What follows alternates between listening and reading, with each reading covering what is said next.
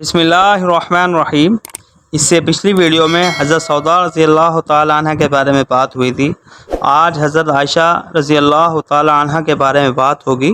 رسول اللہ صلی اللہ علیہ وسلم کی یہ واحد بیوی ہیں جن سے آپ صلی اللہ علیہ وسلم نے ان کے کنوارے پن میں نکاح فرمایا۔ ان کے علاوہ آپ کی تمام بیویاں بیوہ تھیں۔ آپ سلام اللہ رضوانہ علیہ کو رسول اللہ صلی اللہ علیہ وسلم کی محبوب زوجہ، صدیق باپ کی صدیقہ بیٹی کی، کتاب و سنت کے عالمہ، صحابہ کی معلمہ ہونے کا شرف حاصل ہے، اور یہ کہ آپ پر لگنے والی تہمت سے آپ کی پاکی اور برات ظاہر کرنے کے لیے اللہ تعالیٰ نے آپ کے حق میں قرآن اتارا، اور اس میں خود رب کائنات نے آپ کی پاکی کی گواہی دی۔ نیز یہ اعزاز بھی سیدہ عائشہ ہی کے نصیب میں ہے کہ آپ کی گود اتھن میں سرور کونین صلی اللہ علیہ وسلم سر رکھے ہوئے اپنے خالق حقیقی سے جا ملے، اور آپ ہی کا حجرہ مبارک صلی اللہ علیہ وسلم کی آخری آرام گاہ ٹھہرا۔ اس کے علاوہ آپ رضی اللہ تعالیٰ عنہ کا تقوی، زہد، عبادت اور صفائے قلب، دل کی صفائی، پاکیزگی جیسے اوصاف سے آراستہ تھی۔ احادیث اور سیرت کی کتابیں تمام ازواج مطہرات میں سے ام المومنین حضرت عائشہ رضی اللہ تعالیٰ کی سیرت و فضائل نہایت وضاحت کو اثر سے آئے ہیں۔ اس لیے یہاں صرف حضرت عائشہ رضی اللہ تعالیٰ عنہ کی سیرت و فضائل کے صرف بعض اہم پہلو پر مختصر سی روشنی ڈالیں گے انشاءاللہ۔ آپ سلام اللہ رضوان علیہ کا اسم گرامی عائشہ اور کنیت اپنے بھانجے عبداللہ بن زبیر کی نسبت سے ام عبداللہ تھی۔ آپ رضی اللہ تعالیٰ کے متعدد القابات تھے جو آپ کی بلند شان کا پتہ دیتے تھے۔ ان میں سے دو زیادہ مشہور ہیں، حمیرہ اور صدیقہ۔ آپ کے والد حضرت ابوبکر صدیق رضی اللہ تعالیٰ عنہ ہیں جن کا نام عبداللہ تھا۔ آپ سلام اللہ رضوان علیہ کے دادا ابو قحافہ ہیں جن کا نام عثمان بن عامر تھا۔ آپ کی والدہ ماجدہ کے نام میں اختلاف ہے، بعض نے زینب بتایا ہے مگر اپنی کنیت ام رومان سے مشہور ہیں۔ آپ سلام اللہ رضوان علیہ کا نانا کا نام عامر بن عمر تھا۔ آپ سلام اللہ رضوان علیہ کی ولادت راجع قول کے مطابق نبوت کے 5 سال کے آخر بمطابق جولائی 614 عیسوی میں ہوئی۔ آپ رضی اللہ تعالیٰ عنہ سے روایت ہے کہ حضرت جبرائیل علیہ السلام یعنی حضرت عائشہ کی صورت میں ریشم کے ایک خوبصورت سبز کپڑے میں لپیٹ کر حضور صلی اللہ علیہ وسلم کی خدمت میں لے آئے اور کہا، ہذہ زوجتک فی الدنیا والآخرہ، یہ دنیا اور آخرت میں آپ کی زوجہ ہے۔ حضرت عائشہ رضی اللہ تعالیٰ سے ایک یہ بھی روایت نقل ہے کہ رسول اللہ صلی اللہ علیہ وسلم نے ان سے فرمایا، تم 3 رات تک مجھے خواب میں دکھائی جاتی رہی۔ ایک فرشتہ ریشم کے کپڑے میں تمہیں میرے پاس لاتا اور کہتا، یہ آپ کی بیوی ہے۔ میں تمہارے چہرے سے کپڑا ہٹاتا تو وہ تم ہی ہوتی۔ پھر دل میں کہتا، اگر یہ خواب اللہ کی طرف سے ہے تو اس کو ضرور پورا فرمائے گا۔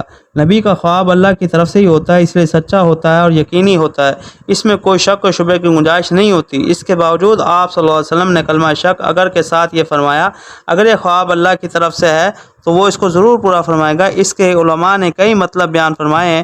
ایک، یہ لفظ بظاہر شک کا ہے مگر در حقیقت سے مراد یقینی ہے نہ کہ شک۔ اس کی مثال یہاں ایسے ہے جیسے کوئی بادشاہ اپنے بارے میں یہ کہے، اگر میں بادشاہ ہوں تو اس کو ضرور پورا کر کے دکھلاؤں گا۔ مطلب یہ ہوتا ہے چونکہ میں یقیناً بادشاہ ہی ہوں اس لیے اسے ضرور پورا کروں گا۔ حضرت عثمان بن مظعون کی اہلیہ حضرت خولہ بنت حکیم کے مشورہ اور کوشش سے حضور صلی اللہ علیہ وسلم کا حضرت سودا حضرت عائشہ سے نکاح ہوا، جیسے کہ ابھی پیچھے باب حضرت سودا کی سیرت طیبہ میں گزر چکا۔ بہرحال مختصر یہ کہ حضرت خولہ بنت حکیم آپ صلی اللہ علیہ وسلم کا پیغام نکاح لے کر حضرت ابوبکر صدیق رضی اللہ تعالیٰ عنہ کے گھر گئی۔ جا کر ان سے کہا، اللہ تعالیٰ نے آپ لوگوں کے گھر میں اپنی خیریں اور برکتیں نازل فرمانے کا ارادہ فرما لیا ہے کہ میں عائشہ کے لیے رسول اللہ صلی اللہ علیہ وسلم کا پیغام نکاح لے کر آئی ہوں۔ بالآخر تقدیر الہی میں لکھا ہوا یہ مبارک رشتہ وجود میں آیا۔ عائشہ رسول اللہ صلی اللہ علیہ وسلم کی زوجیت سے مشرف ہو گئیں۔ یہ نکاح مکہ مکرمہ میں ہوا۔ اس وقت عائشہ کی عمر 6 یا بعض روایت کے مطابق 7 سال تھی۔ عائشہ کا نکاح مکہ مکرمہ میں ہو گیا تھا۔ مکہ میں عمر چونکہ کم تھی اس لیے رخصتی ملتوی رہی، یہاں تک کہ 2-3 برس گزر گئے اور مدینہ طیبہ کی طرف ہجرت کا سلسلہ شروع ہو گیا۔ حضرات صحابہ کرام رضی اللہ تعالی عنہم اجمعین مدینہ منورہ پہنچنا شروع ہو گئے۔ اکثر حضرات پہنچ گئے تھے مگر آپ صلی اللہ علیہ وسلم حکم الہی کے انتظار میں ہجرت سے رکے رہے۔ جب اللہ تعالیٰ کی طرف سے آپ صلی اللہ علیہ وسلم کو ہجرت کی اجازت ملی تو حضرت ابوبکر صدیق رضی اللہ تعالیٰ عنہ کو بھی اپنے اس مبارک سفر کا ساتھی بنا کر مدینہ طیبہ کی طرف روانہ ہو گئے۔ ان دونوں حضرات کے اہل و عیال ادھر مکہ ہی میں رہے۔ جب آپ صلی اللہ علیہ وسلم اور آپ کے رفیق سفر صدیق اکبر مدینہ طیبہ پہنچ گئے تو وہاں پہنچ کر ان حضرات نے عمدہ بندوبست فرما کر اپنے اہل عیال کو بھی بلوا لیا۔ چنانچہ آپ صلی اللہ علیہ وسلم کے اہلیہ حضرت سودا اور آپ صلی اللہ علیہ وسلم کی 2 صاحبزادی حضرت فاطمہ اور حضرت ام کلثوم اور حضرت ابوبکر کی اہلیہ حضرت ام رومان اور آپ رضی اللہ تعالیٰ کی دونوں صاحبزادیاں حضرت عائشہ اور اسماء اور ایک صاحبزادے حضرت عبداللہ بن ابی بکر بھی چند دنوں بعد مدینہ طیبہ پہنچ گئے۔ مدینہ طیبہ پہنچ جانے کے بعد 7-8 ماہ تک حضرت عائشہ اسی طرح اپنے والدین کے گھر میں رہی۔ اس کے بعد ایک مرتبہ حضرت ابوبکر صدیق رضی اللہ تعالیٰ عنہ نے حضور صلی اللہ علیہ وسلم سے کہا، یا رسول اللہ، آپ اپنی اہلیہ کے ساتھ کس وجہ سے رخصتی نہیں فرما رہے؟ آپ صلی اللہ علیہ وسلم فرمایا، الصداق، یعنی میرے پاس مہر کی ادائیگی کے لیے رقم نہیں ہے۔ اس پر حضرت ابوبکر رضی اللہ تعالیٰ عنہ نے حضور صلی اللہ علیہ وسلم کو 12.5 اوقیہ چاندی یعنی 500 درہم بطور قرض دیے۔ آپ صلی اللہ علیہ وسلم نے یہی درہم بطور مہر ادا کیا، رخصتی ہو گئی۔ یہ رخصتی دن کے وقت ماہ شوال سن 1 ہجری میں ہوئی۔ اس وقت حضرت عائشہ کی عمر مبارک 9 سال تھی۔ حضرت ابوبکر رضی اللہ تعالیٰ کو حضرت عائشہ کی غیر معمولی صلاحیت و استعداد کا پورا اندازہ تھا، اور وہ جانتے تھے کہ تعلیم و تربیت اور سیرت سازی کا بہترین اور سب سے زیادہ مؤثر ذریعہ صرف صحبت کا اختیار کرنا ہے۔ اس لیے انہوں نے خود ہی رسول اللہ صلی اللہ علیہ وسلم سے آ کر عرض کیا، اگر کوئی رکاوٹ نہ ہو تو عائشہ رضی اللہ تعالیٰ عنہ آپ کی اہلیہ شریک حیات کی حیثیت سے آپ کے ساتھ رہے تاکہ آپ سے مکمل استفادہ کرے۔ چنانچہ آپ صلی اللہ علیہ وسلم نے اسے قبول فرما کر رخصتی کر لی۔ حضرت عائشہ نے بھی اس طرح کی کم سنی سے ہی آپ صلی اللہ علیہ وسلم کے ساتھ رہنا شروع کر دیا اور اپنی تعلیم و تربیت کی آنکھیں اللہ کے برگزیدہ رسول صلی اللہ علیہ وسلم کی صحبت میں کھولی، اور آپ کی ہر بات، ہر ادا کو محفوظ کر کے امت کے لیے رہنمائی کی، حد تک کہ بڑے بڑے صحابہ کرام بھی آپ سے رہنمائی لیا کرتے تھے۔ یہی وجہ ہے کہ وہ حدیث جو صرف حضرت عائشہ سے مروی ہیں، ان کی تعداد 2000 سے بھی زیادہ ہے۔ حضرت عائشہ کا ولیمہ کے بارے میں فرماتی ہیں، حضرت عائشہ فرماتی ہیں کہ میری شادی پر نہ کوئی اونٹ ذبح کر کے ولیمہ کیا گیا، نہ ہی کوئی بکری ذبح ہوئی، حتیٰ کہ سعد بن عبادہ نے ایک بڑے پیالے میں کھانا بھیجا، اور ان کا یہ طریقہ تھا جب کوئی رسول اللہ علیہ وسلم کے حرم میں داخل ہوتی وہ اسی طرح کھانا بھیجتے تھے۔ اس وقت میری عمر میں 9ویں سال میں داخل تھی۔ ام المومنین حضرت عائشہ صدیقہ کا قلب اطہر جذبہ خدمت سے سرشار تھا۔ گھر میں اگرچہ خادمہ حضرت بریرہ موجود تھی، لیکن سیدہ عائشہ سرور عالم صلی اللہ علیہ وسلم کا کام خود کرتی تھی، آٹا خود پیستی تھی اور گوندتی تھی، کھانا پکاتی تھی۔ آپ صلی اللہ علیہ وسلم کا بستر خود اپنے ہاتھ سے بچھاتی تھی، وضو کا پانی خود ہاتھ سے لے کر رکھتی تھی، قربانی کے اونٹوں کا کلاغا اور گلوبند خود باندھتی تھی، سید عالم صلی اللہ علیہ وسلم کا سر مبارک میں کنگھا خود کرتی تھی، آپ صلی اللہ علیہ وسلم کے وجود مبارک کو عطر لگاتی تھی، آپ صلی اللہ علیہ وسلم کے کپڑے خود دھوتی تھی، اور سوتے وقت آپ کی مسواک اور پانی سرانے خود رکھتی تھی۔ مسواک کو صفائی کی غرض سے دھویا کرتی تھی۔ گھر میں آپ صلی اللہ علیہ وسلم کا کوئی مہمان آ جاتا تو مہمانی کی خدمت بھی انجام دیتی تھی۔ حضرت عمر بن عاص رضی اللہ تعالیٰ کہتے ہیں، ایک مرتبہ میں نے رسول اللہ صلی اللہ علیہ وسلم سے پوچھا، یا رسول اللہ، لوگوں میں سے آپ کو سب سے زیادہ محبت کس سے ہے؟ آپ صلی اللہ علیہ وسلم فرمایا، عائشہ سے۔ پھر فرمایا مردوں میں کس سے ہے؟ آپ صلی اللہ علیہ وسلم فرمایا، ان کے والد سے، ابو بکر سے۔ میں نے کہا، پھر کس سے ہے؟ آپ صلی اللہ علیہ وسلم فرمایا، عمر بن خطاب سے ہے۔ اس کے بعد آپ صلی اللہ علیہ وسلم نے کچھ اور مردوں کے نام بھی ذکر کیے۔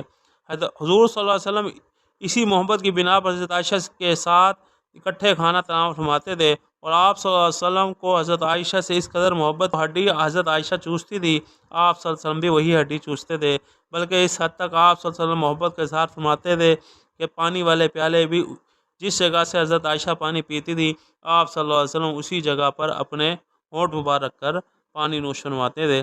ایک مرتبہ رسول اللہ صلی اللہ علیہ وسلم کے ایک پڑوسی نے آپ کی ضیافت کی، اور آپ صلی اللہ علیہ وسلم اس ضیافت پر بلانے کے لیے آیا۔ آپ صلی اللہ علیہ وسلم نے پوچھا، عائشہ کی بھی ساتھ ضیافت ہے؟ اس نے کہا نہیں۔ آپ صلی اللہ علیہ وسلم نے فرمایا، پھر مجھے ضیافت قبول نہیں ہے۔ وہ پڑوسی پھر میزبان بن کر دوبارہ حاضر خدمت ہوا۔ آپ صلی اللہ علیہ وسلم نے وہی سوال کیا، اس نے کہا نہیں۔ آپ صلی اللہ علیہ وسلم فرمایا، پھر نہیں۔ تو وہ تیسری دفعہ اسی طرح اگر آپ صلی اللہ علیہ وسلم کی خدمت میں حاضر ہوا، آپ صلی اللہ علیہ وسلم نے وہی سوال دہرایا کہ عائشہ کے بھی ساتھ ضیافت ہے؟ اس نے کہا جی ہاں۔ اس کے بعد آپ صلی اللہ علیہ وسلم اس ضیافت کو قبول کیا اور حضرت عائشہ کے ساتھ اس کے گھر تشریف لے گئے۔ لیکن یہ واضح رہے کہ آپ صلی اللہ علیہ وسلم کو حضرت عائشہ کے ساتھ اس قدر طبعی اور فطری محبت بھی تھی۔ آپ اس محبت کے باوجود اپنی دوسری بیویوں کی ذرہ برابری بھی حق تلفی نہیں فرماتے تھے۔ رسول اللہ صلی اللہ علیہ وسلم نے فرمایا، اگر ازواج مطہرات سمیت اس امت کی تمام عورتوں کا علم جمع کیا جائے تو حضرت عائشہ کا علم ان سب سے زیادہ ہوگا۔ حضرت عائشہ کے بھانجے حضرت عروہ بن زبیر فرماتے ہیں، میں نے قرآن مجید، فرائض، حلال و حرام، فقہ، شاعری، طب، عربوں کی تاریخ اور نسب کا حضرت عائشہ سے زیادہ بڑا عالم کسی کو نہیں دیکھا۔ حضرت ابو موسیٰ اشعری رضی اللہ تعالیٰ فرماتے ہیں، جب کبھی ہم لوگوں کو یعنی صلی اللہ علیہ وسلم کے صحابہ میں سے کسی بات کے مسئلے میں اشکال و اشتباہ پیدا ہوا، پھر ہم نے حضرت عائشہ رضی اللہ تعالیٰ عنہ سے پوچھا تو ان کے پاس اس کے متعلق علم پایا۔ یعنی وہ بعض دفعہ صحابہ کرام کو بھی ایک مسئلے کے حل میں معلوم نہیں ہوتا، مگر وہ ام المومنین حضرت عائشہ کو معلوم ہوتا تھا۔ کسی مشہور تابعی حضرت مسروق سے پوچھ لیا کہ حضرت عائشہ کے فرائض کے متعلق اچھی طرح جانتی تھی۔ انہوں نے فرمایا، اس ذات کی قسم جس کے قبضے میں میری جان ہے، میں نے بڑے بڑے صحابہ کو دیکھا ہے جو فرائض کے متعلق مسائل حضرت عائشہ سے پوچھا کرتے تھے۔ جلیل القدر تابعی حضرت عطا بن رباح رحمۃ اللہ علیہ فرماتے ہیں، عائشہ سب سے زیادہ فقیہ اور سب سے زیادہ صاحب علم اور عوام میں سب سے زیادہ اچھی رائے والی تھی۔ حضرت موسیٰ بن طلحہ فرماتے ہیں، میں نے حضرت عائشہ سے زیادہ فصیح کسی کو نہیں دیکھا۔ ام المومنین حضرت عائشہ طیبہ طاہرہ کو ذکر و عبادت کا خصوصی شغف تھا، کثرت سے عبادت الہی میں مشغول رہتی تھی، نوافل نماز عشاء چاشت تہجد کا خوب اہتمام کرتی تھی، لمبی لمبی نمازیں پڑھتی تھی۔ آپ سلام اللہ رضوانہ علیہ کے بھتیجے حضرت قاسم بن محمد بن ابی بکر بیان کرتے ہیں، میرا یہ معمول تھا کہ میں جب صبح کو گھر سے نکلتا سب سے پہلے حضرت عائشہ کے پاس جاتا، ان کو سلام کرتا۔ چنانچہ ایک دن میں صبح کے وقت ان کے پاس گیا تو دیکھو نماز نفل پڑھ رہی تھی اور اس میں یہ آیت تلاوت کر رہی تھی، فمن اللہ علینا ووقانا عذاب السموم، جس کا مطلب یہ ہے کہ جنتی لوگ جنت میں پہنچ کر یہ کہیں گے، اللہ تعالیٰ نے ہم پر بڑا احسان فرمایا اور ہمیں جھلسانے والی آگ گرم لو کے عذاب سے بچا لیا۔ اس آیت کو پڑھ کر وہ دعا کرتی تھی، منا علیہ وقنا عذاب السموم، اے اللہ مجھ پر احسان فرما اور مجھے اس گرم لو کے عذاب سے بچا لینا، اور رونا شروع کر دیتی۔ اس آیت کو بار بار پڑھتی۔ میں نماز ختم ہونے کے انتظار میں پیچھے کھڑا ہو گیا کہ سلام عرض کر کے پھر چلا جاؤں، حتیٰ کہ طبیعت اکتا گئی اور میں ان کو اسی حالت میں چھوڑ کر اپنی ضرورت کے لیے بازار چلا گیا۔ جب اپنا کام کر کے واپس آیا دیکھا تو وہ ابھی تک نماز میں کھڑی ہیں اور دعا میں مشغول ہیں اور رو رہی ہیں۔ آپ سلام اللہ رضوانہ علیہ چاشت کی نماز کا خاص اہتمام کرتی تھی اور 8 رکعتیں پڑھتی تھی، اور نماز تہجد کو بہت ہی زیادہ اہتمام اور پابندی سے ادا فرماتی تھی۔ اسی طرح رمضان مبارک میں تراویح کی ادائیگی کا بھی خاص اہتمام تھا۔ اس کے علاوہ آپ سلام اللہ رضوانہ علیہ ہمیشہ روزہ رکھتی تھی، صرف 2 عیدوں کے موقع پہ روزہ نہیں رکھتی تھی۔ اس طرح آپ حج جیسی عظیم و شان عبادت کے سلسلے میں ہر سال حج کرنے کا عزم کر رکھا تھا۔ حضرت عائشہ رضی اللہ تعالیٰ عنہ سے روایت ہے کہ ایک مرتبہ انہیں جہنم یاد آ گیا اور انہوں نے رونا شروع کر دیا۔ رسول اللہ صلی اللہ علیہ وسلم یہ دیکھ کر دریافت فرمایا کہ کیوں رو رہے ہو؟ آپ سلام اللہ رضوانہ علیہ نے کہا، مجھے جہنم یاد آ گئی تھی اس لیے رو رہی ہوں۔ نیز ایک روایت میں حضرت عائشہ رضی اللہ تعالیٰ عنہ فرماتی ہے، میں نے ایک دفعہ رسول اللہ صلی اللہ علیہ وسلم سے عرض کیا، یا رسول اللہ، اس امت کے لوگوں کو قبروں کے اندر آزمائش میں ڈالا جائے گا، میرا کیا بنے گا؟ میں تو بہت کمزور عورت ہوں۔ اس کے جواب میں بطور تسلی آپ صلی اللہ علیہ وسلم یہ آیت تلاوت فرمائی، اللہ الذین آمنوا بالقول الثابت فی الحیات الدنیا وفی الآخرہ، یعنی جو لوگ ایمان لائے اللہ کو اس مضبوط بات پر دنیا کی زندگی میں جماؤ عطا کرتا ہے اور آخرت میں بھی۔ آخرت میں وہ جماؤ پیدا کرنے کا مطلب یہ ہے کہ قبر میں جب ان سے سوال و جواب ہوگا تو وہ اپنے اس توحید کے کلمے اور عقیدے کے اظہار کرے گا، جس کے نتیجے میں اسے آخرت کی ابدی نعمتیں نصیب ہوں گی۔ حضرت عائشہ رضی اللہ تعالیٰ عنہ کا بیان ہے کہ ایک دفعہ رسول اللہ صلی اللہ علیہ وسلم میرے پاس تشریف لائے اور میں رو رہی تھی۔ آپ صلی اللہ علیہ وسلم نے دریافت فرمایا، کس وجہ سے رو رہی ہوں؟ میں نے کہا، مجھے دجال کا خیال آ گیا تھا اس لیے رو رہی ہوں۔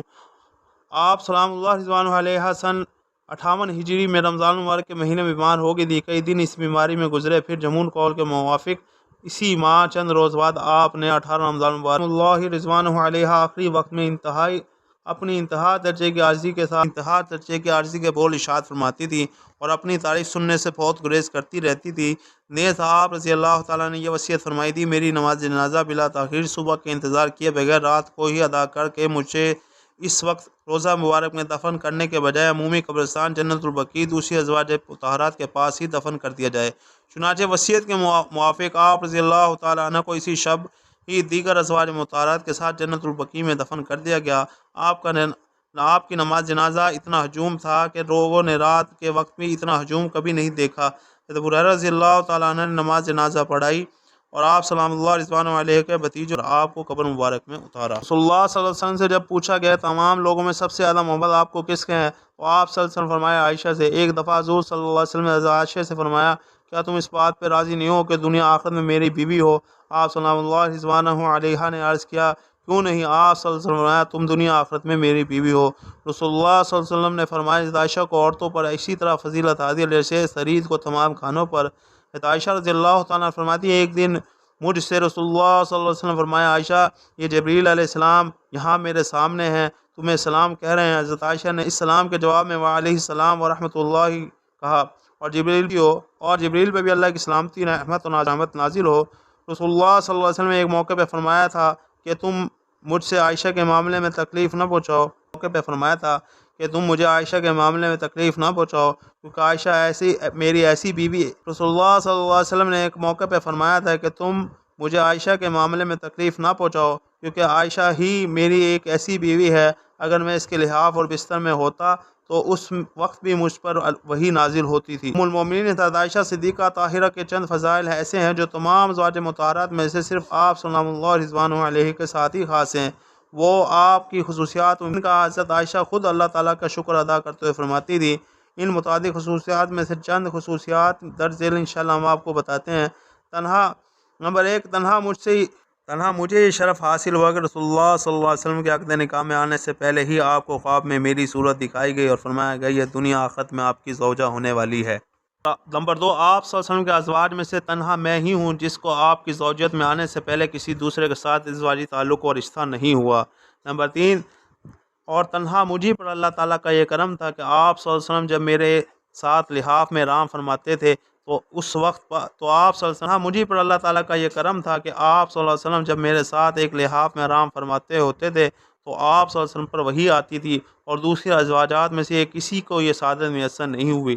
نمبر 4 اور یہ کہ میں ہی آپ صلی اللہ علیہ وسلم کی ازواج میں سے آپ کو سب سے زیادہ محبوب تھی اور اس کے بعد نمبر 4 یہ کہ میں ہی آپ کے ازواج میں آپ کو سب سے زیادہ محبوب تھی اور اس باپ کی بیٹی ہوں جو حضور صلی اللہ علیہ وسلم کو سب سے زیادہ محبوب تھے۔